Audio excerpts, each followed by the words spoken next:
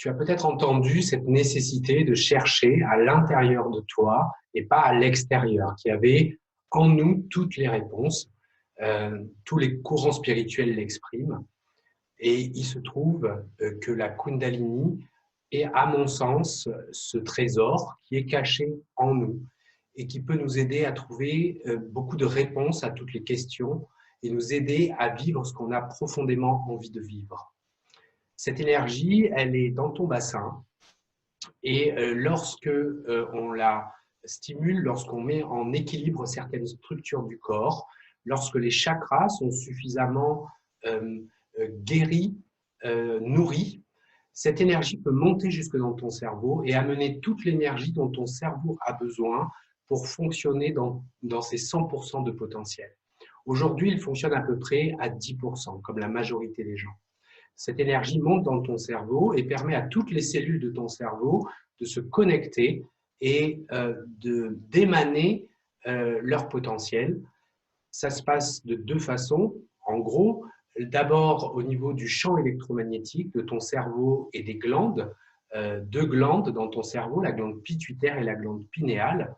Quand elles reçoivent cette énergie, elles vont se mettre à fonctionner comme une antenne qui va se mettre à capter des ondes qui sont plus rapides que les ondes de la vitesse de la lumière et qui te permettent d'accéder à des informations auxquelles tu n'avais pas accès jusqu'à présent. Pour moi, c'est se reconnecter à son âme.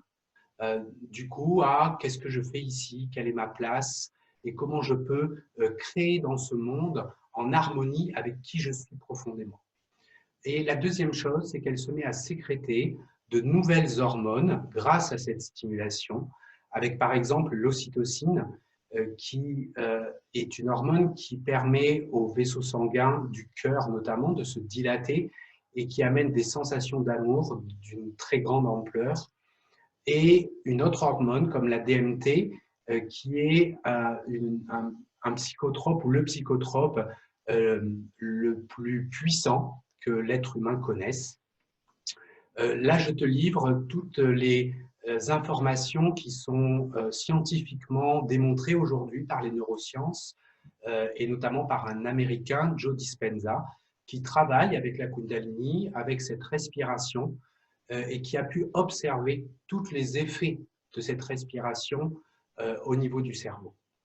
Voilà, j'espère que j'ai attisé ton envie d'expérimenter ta propre Kundalini pour te rapprocher de plus de conscience et d'un état de vie qui te correspond plus.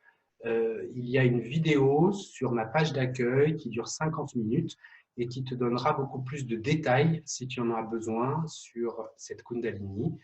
Et peut-être à très bientôt dans les ateliers. Au revoir.